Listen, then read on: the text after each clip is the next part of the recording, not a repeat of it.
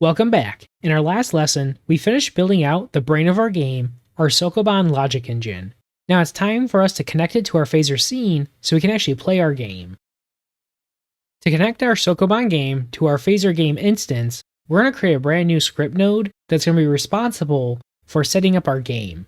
This script node is going to act as the bridge between phaser and our Sokoban engine. It's going to handle our input, update our sprites, and then check for our level completion.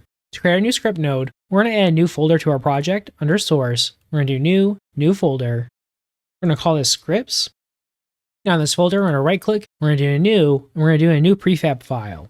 So for our file name, we're going to call this game manager script. We'll hit create.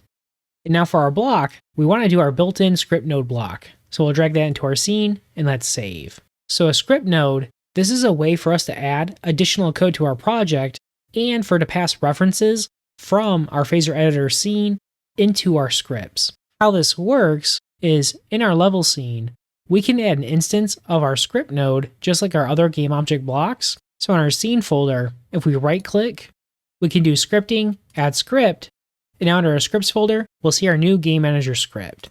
So if we add our script to our scene, we'll see now over in our outline, our game manager script is now visible. So we take a look at our inspector. Right now, there's no properties in our script. But what we can do is we come back to our game manager script. We now have the ability to add prefab properties, which will be exposed on our level scene here.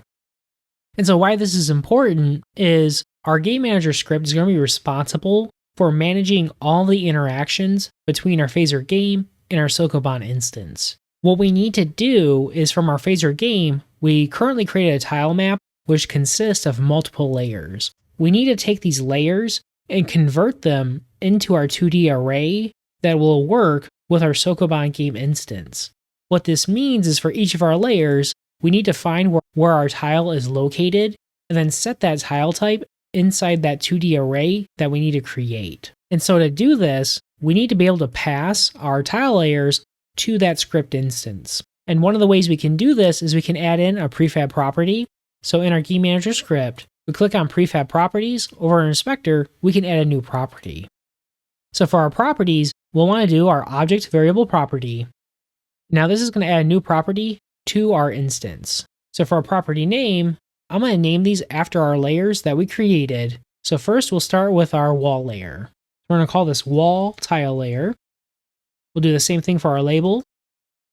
And now for our expression type, instead of doing our phaser game object, we're going to do our phaser, our tile maps, and then we want to do our tile map layer.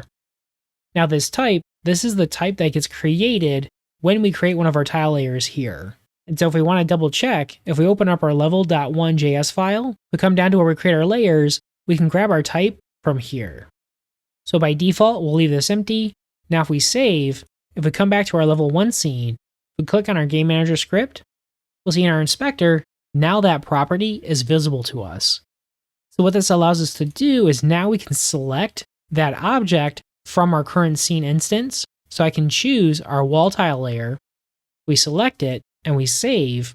Now, if we come back to our level 1 scene in our code, we'll see for our game manager script instance that gets created, our property for our wall tile layer now has a reference to our wall tile layer. So now we just need to repeat this pattern for all of our other tile layers in our game. So I'm going to copy our expression type. Let's add a new property. So we want to do our object variable property. Let's do our block tile layer. Now let's do our floor tile layer.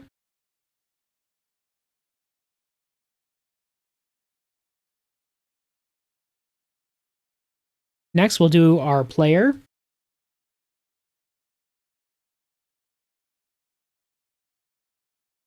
Let's do our goal.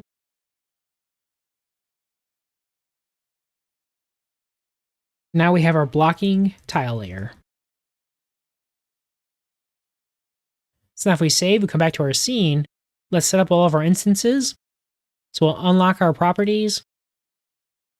We'll do our block tile layer. Do our floor tile layer. Our player. And now our goal tile layer. Then finally our blocking tile layer. So now if we save, let's jump over to our code. Let's open up our game manager script. And now in our script, we'll see our properties exist on our class. So now in our script, we'll want to create an instance of our Sokoban level. So down where we can add our custom code, we're going to add in the awake method. So this method is going to be invoked after our phaser scene is created. This is a custom method that's available to us through Phaser Editor. So now in this method, just to make sure everything's working, I'm going to do a console log, and I'm going to log out our player tile layer. So I'm going to come over to our game. So now when our scene starts, we should see our log message that has a reference to our tile map layer that's tied to our player.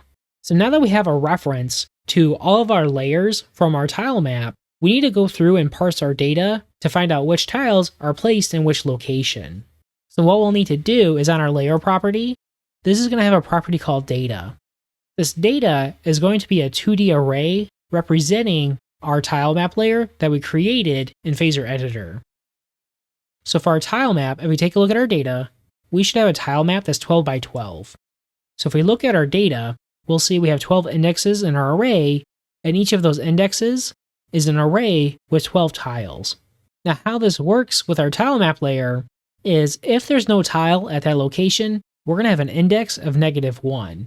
If there is a tile at that location, then that index is going to match the tile that was painted.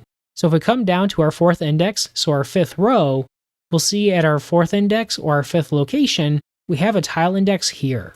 And so this means our player has been painted at that location. So if we look at our map, we'll see 0, 1, 2, 3, 4, and we come down 0, 1, 2, 3, 4, our player is indeed at that spot.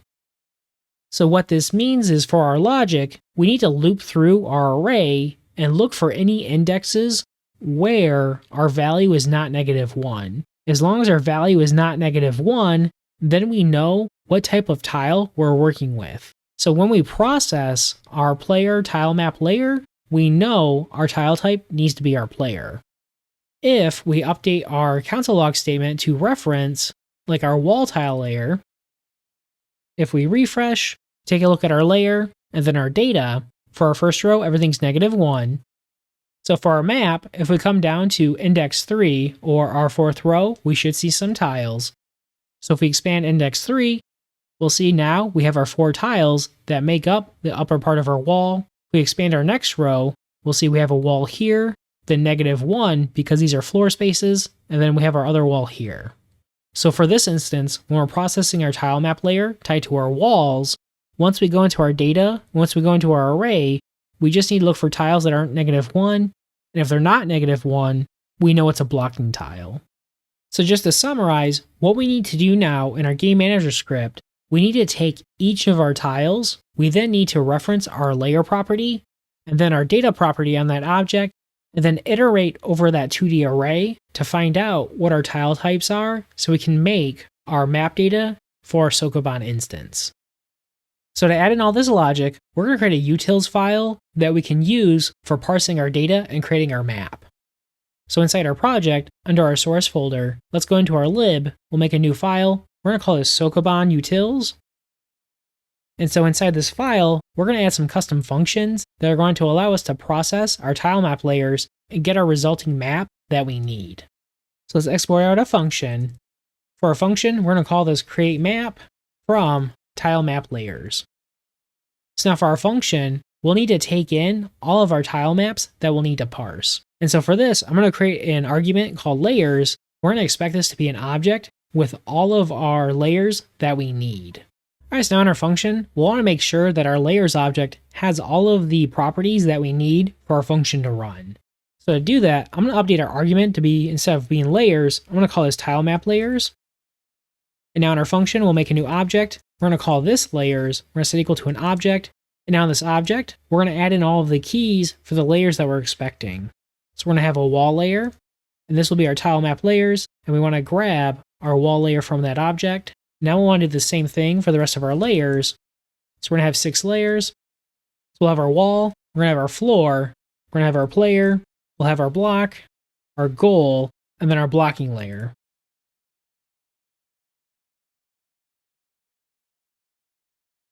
So now before we do anything, we'll want to make sure all of our properties exist on our object here.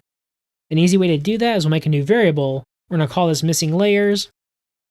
We're going to set it equal to our object. We're going to grab the entries from our layers object. And now we want to filter our object, and we want to filter it for where our layer does not exist. And so this will result in giving us an array that'll be populated if any of our keys are set to undefined on our object here. So now we can just check to see if our length is greater than 0, then we know we're missing a property, so we can just log a warning message and then return early. So we'll do console.warn, and we'll just say missing required tilemap layers. So if we want to test our logic, we'll come back over to our game manager script. Let's remove our console log here. We'll call our new create map from tilemap layers function.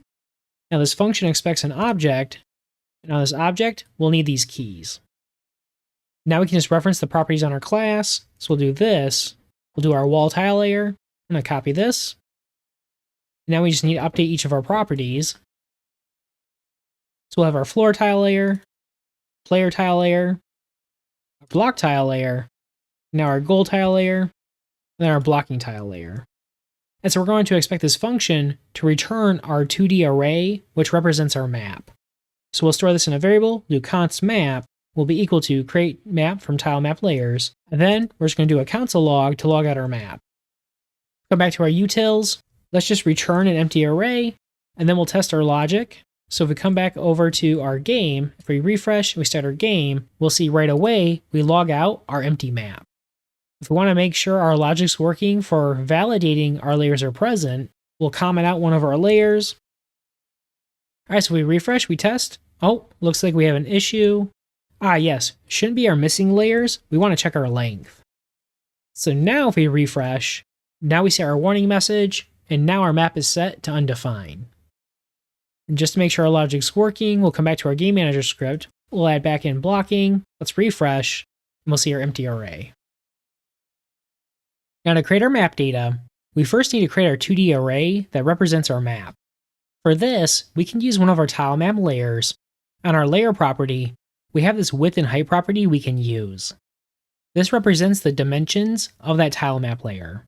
With this approach, we need to make sure all of our tilemap layers have the same width and height, which we already did when we created our tilemap. So now to create our map data, we're going to use those width and height properties to pre-fill our array with empty tiles. To do this, we'll make a new variable.